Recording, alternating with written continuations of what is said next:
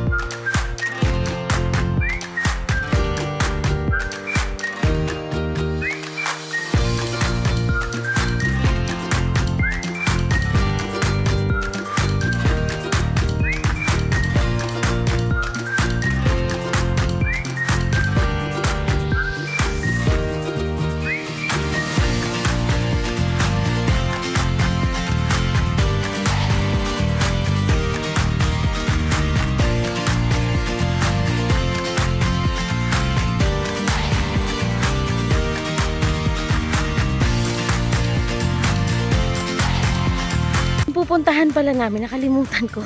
Merong 5 ilog na kailangan naming daanan. So, ready ka ba, Jillian? Si ma'am kasi laging ready to. Dito na yata ito tatanda si ma'am. Ang galing ni ma'am. Ang tiyaga nila, ma'am. Makikita niyo mamaya yung mga teachers na matyagang nagtuturo sa mga batang to. Para matutukan maturuan sila. Diba? Pag wala daw ulan, ganito daw itsura. Ha? Hanggang dito? Hanggang dito daw yung lupa. Bumabaha daw. Imagine kung ano pupusin sa baha na nadala ang kawayan. Alin dito sa babaw, ha? So, ito yung unang ilog na dadaanan namin. Grabe ang tiyaga ni ma'am.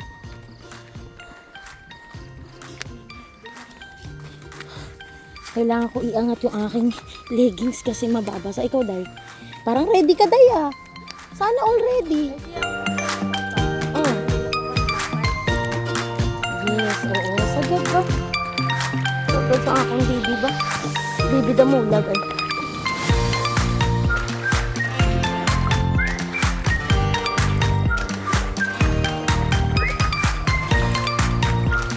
Tapos mamagpuli, kamutan ng dungan-dungan.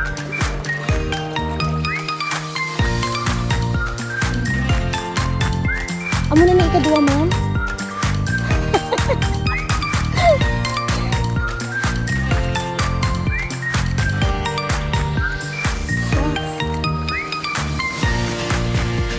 Grabe yung ano niya, ma'am.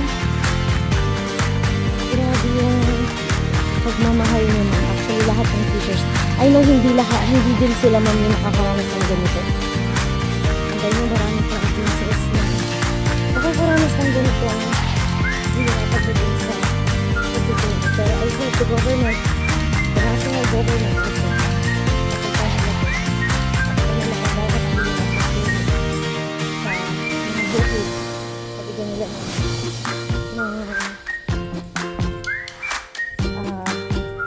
pansin, diba? Hindi lang yung sistema, but also yung lugar na kailangan din na education. Yun sila sa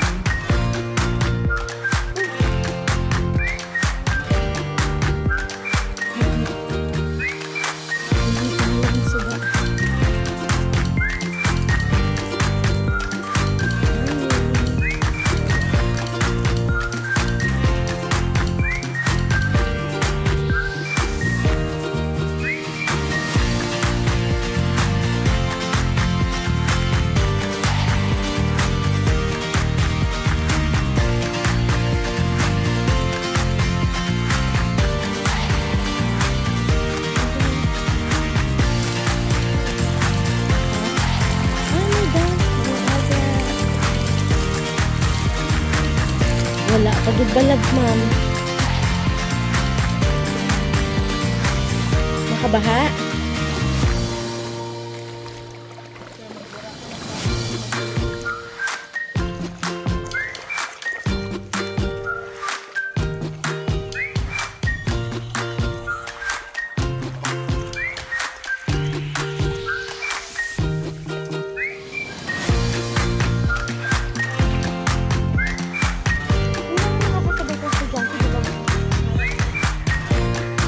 Sino?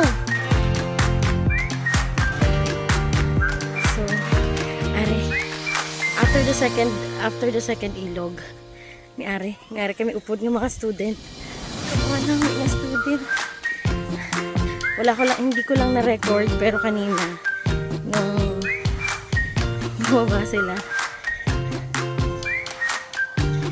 nag-greet sila kagad sa akin. Ang galing.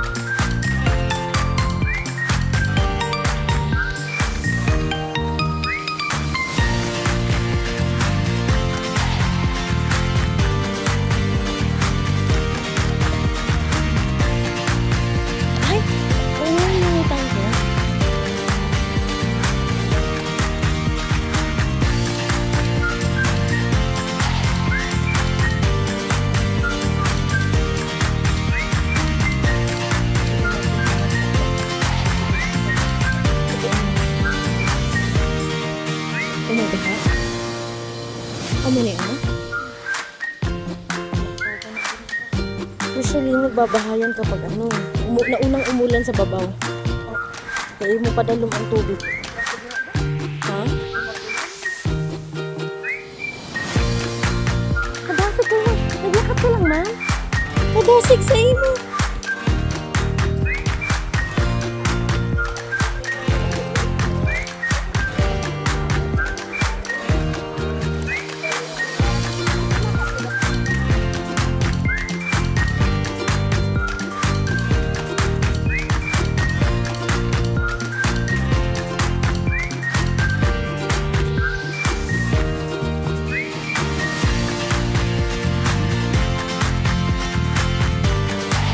Pang-limang ilog.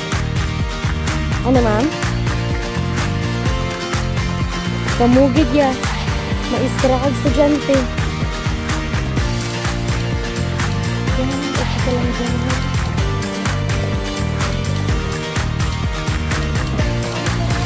Ha? Sinama mo gid ya. Ang buta na obrahan nga sa karong. Abas na obra ko sa motor. At least, diba? Para maramdaman mo na mas blessed ka kasi ikaw, ang eskwelahan mo, kalapit lang. Sila, tanong ang eskwelahan, sila pa ka, ilog-ilag na tabo.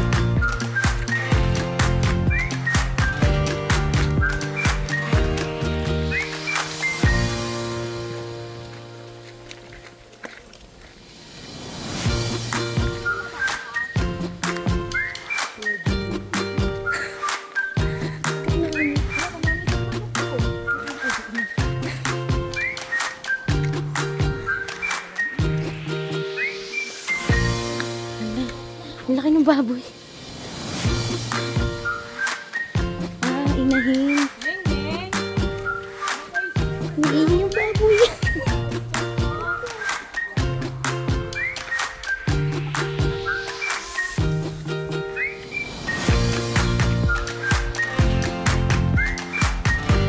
Ha?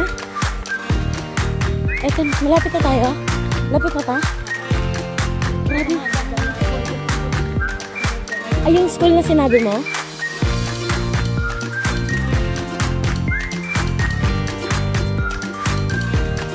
Yung sumasalubong ng mga bata. Nakakatuwa. Ayan. Ang laki. Talaga?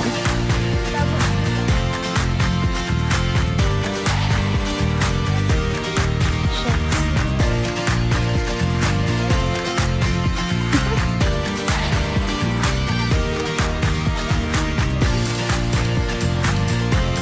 Sa ano yan? Makeshift building? Ano?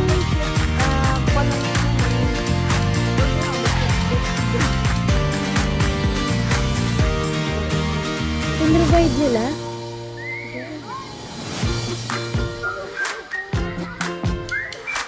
Tapos wala kami ng isang classroom. Kaya ginamit namin yan. Yung makeshift. Oo. So, kararating lang namin. At ito, nagtutulungan ng mga magulang para maghanda para sa breakfast. Hi, Mami. Yan.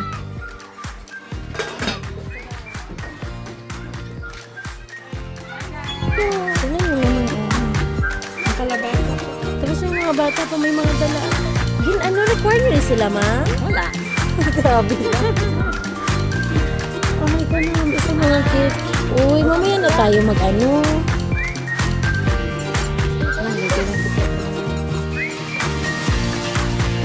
Hello. Ay, ma'am, ang daming kalabasa.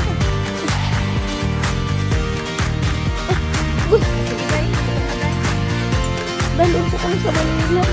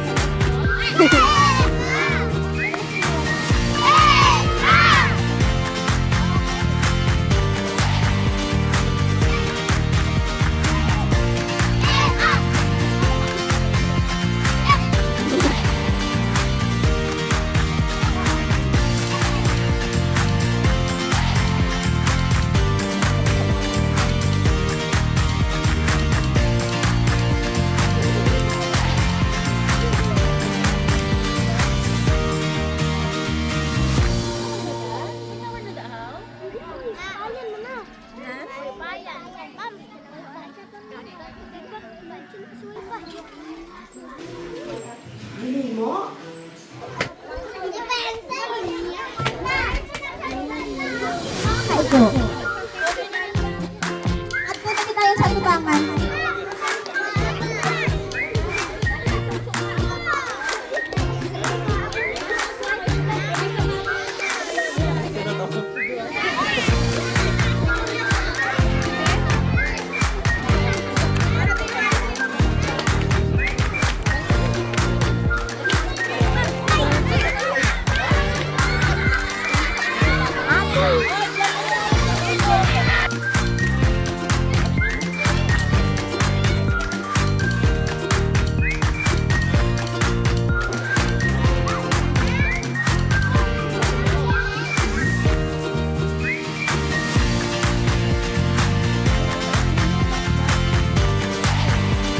Ang daming bakter. Dami. So, yan, pabalik na kami. Natapos din ang aming activity. Di ba, Aga? Thank you, Lord. Pero ito naman, normal to.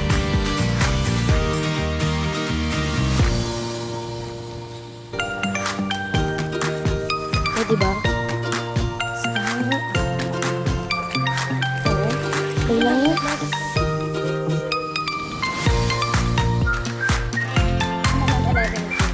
11K? One way. Uy, ala. Layo kayo na. Sumam to chika doon. Chika din. So nakikita niyo, ganito sila halos everyday, lalo na kapag normal days.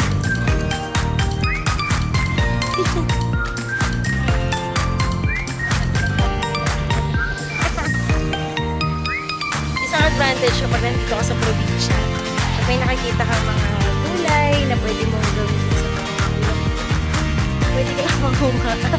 Aray ko.